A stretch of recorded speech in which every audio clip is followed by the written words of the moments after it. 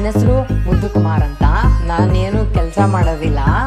ಒಂದಿನ ನಮ್ಮಪ್ಪಂಗೆ ನಾನು ರಮ್ಮಿ ಆಡೋದು ಗೊತ್ತಾಯ್ತು.